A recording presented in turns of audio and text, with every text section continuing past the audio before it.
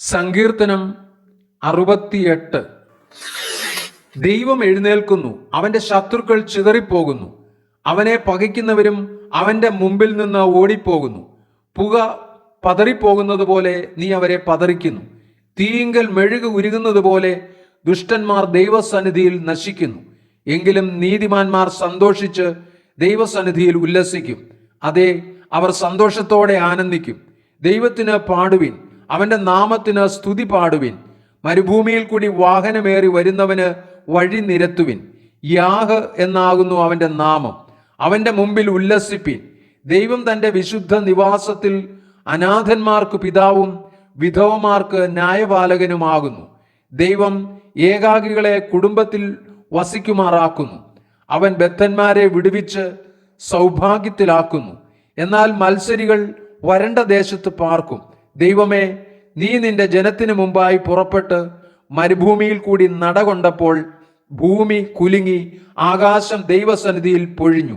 ഈ സീനായി ഇസ്രായേലിന്റെ ദൈവമായ ദൈവത്തിന്റെ മുമ്പിൽ കുലുങ്ങിപ്പോയി. ദൈവമേ, നീ ധാരാളം മഴ പെയ്യിച്ചു. ക്ഷീണിച്ചിരുന്ന നിന്റെ അവകാശത്തെ തണുപ്പിച്ചു. നിന്റെ കൂട്ടം അതിൽ പാർത്തു. ദൈവമേ, നിന്റെ ദയയാൽ നീ അത് എളിയവർക്ക് വേണ്ടി ഒരുക്കി വെച്ചു. കർത്താവ് ആജ്ഞ കൊടുക്കുന്നു. സുവാർത്താദൂതികൾ വലിയൊരു ഗണമാകുന്നു. സൈന്യങ്ങളുടെ രാജാക്കന്മാർ ഓടുന്നു. വീട്ടിൽ പാർക്കുന്നവൾ കവർച്ച പങ്കിടുന്നു. നിങ്ങൾ തൊഴുത്തുകളുടെ ഇടയിൽ കിടക്കുമ്പോൾ പ്രാവിന്റെ ചിറക് വെള്ളി കൊണ്ടും അതിന്റെ തൂവലുകൾ പൈമ്പൊന്നുകൊണ്ടും പൊതിഞ്ഞിരിക്കുന്നത് പോലെയാകുന്നു. സർവശക്തൻ അവിടെ രാജാക്കന്മാരെ ചിതറിച്ചപ്പോൾ സൽമോനിൽ ഹിമം പെയ്യുകയായിരുന്നു. ബാശാൻ പർവ്വതം ദൈവത്തിന്റെ പർവ്വതമാകുന്നു. ബാശാൻ പർവ്വതം കൊടുമുടികളേറിയ പർവ്വതമാകുന്നു. കൊടുമുടികളേറിയ പർവ്വതങ്ങളെ, ദൈവം വസിപ്പാൻ ഇച്ഛിക്കുന്ന പർവ്വതത്തെ നിങ്ങൾ സ്പർദ്ധിച്ചു നോക്കുന്നത് എന്ത്? യഹോവ അതിൽ എന്നേക്കും വസിക്കും. ദൈവത്തിന്റെ രഥങ്ങൾ 1000 കോടിയുമാകുന്നു. കർത്താവ് അവരുടെ ഇടയിൽ, സീനായിൽ വിശുദ്ധ മന്ദിരത്തിൽ തന്നെ. നീ ഉയരത്തിലേക്ക് കയറി ബദ്ധന്മാരെ പിടിച്ചുകൊണ്ടുപോയി. യാഹ് എന്ന ദൈവം അവിടെ വസിക്കേണ്ടതിന് നീ മനുഷ്യരോട്, മത്സരികളോട് തന്നെ കാഴ്ച വാങ്ങിയിരിക്കുന്നു. നമ്മുടെ രക്ഷയാകുന്ന ദൈവമായി നാൾതോറും നമ്മുടെ ഭാരങ്ങളെ ചുമക്കുന്ന കർത്താവ് വാഴ്ത്തപ്പെടുമാറാകട്ടെ. ദൈവം നമുക്ക് ഉദ്ധാരണങ്ങളുടെ ദൈവമാകുന്നു. മരണത്തിൽ നിന്നുള്ള നീക്കുപോക്കുകൾ കർത്താവായ യഹോവയ്ക്കുള്ളവ തന്നെ. അതെ, ദൈവം തന്റെ ശത്രുക്കളുടെ തലയും തന്റെ അകൃത്യത്തിൽ നടക്കുന്നവന്റെ രോമമുള്ള നെറുകയും തകർത്തുകളയും. നീ നിന്റെ ശത്രുക്കളുടെ രക്തത്തിൽ കാൽ മുക്കേണ്ടതിനും അവരുടെ മാംസത്തിൽ നിന്റെ നായ്ക്കളുടെ നാവിന് ഓഹരി കിട്ടേണ്ടതിനും ഞാൻ അവരെ ബാശാനിൽ നിന്ന് മടക്കി വരുത്തും.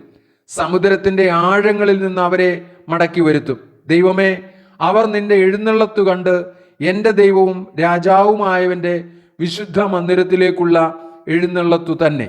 സംഗീതക്കാർ മുമ്പിൽ നടന്നു, വീണക്കാർ പിമ്പിൽ നടന്നു, തപ്പുകൊട്ടുന്ന കന്യകമാർ ഇരുപുറവും നടന്നു. ഇസ്രായേലിന്റെ ഉറവിൽ നിന്നുള്ളവരെ, സഭായോഗങ്ങളിൽ നിങ്ങൾ കർത്താവായ ദൈവത്തെ വാഴ്ത്തുവിൻ. അവിടെ അവരുടെ നായകനായ ചെറിയ ബെന്യാമീനും യഹൂദ പ്രഭുക്കന്മാരും അവരുടെ സംഘവും സെബൂലൂൻ പ്രഭുക്കന്മാരും നഫ്താലി പ്രഭുക്കന്മാരും ഉണ്ട്. നിന്റെ ദൈവം നിനക്ക് ബലം കൽപ്പിച്ചിരിക്കുന്നു. ദൈവമേ, നീ ഞങ്ങൾക്ക് വേണ്ടി പ്രവർത്തിച്ചത് സ്ഥിരപ്പെടുത്തണമേ.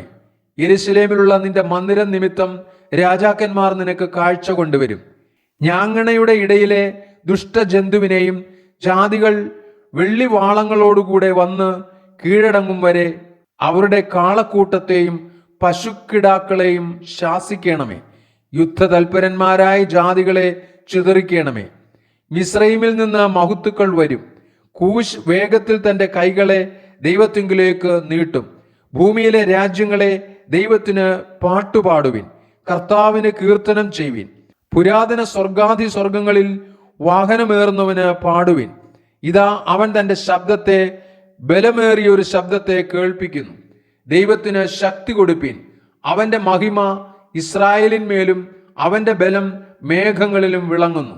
ദൈവമേ, നിന്റെ വിശുദ്ധ മന്ദിരത്തിൽ നിന്ന് നീ ഭയങ്കരനായി വിളങ്ങുന്നു.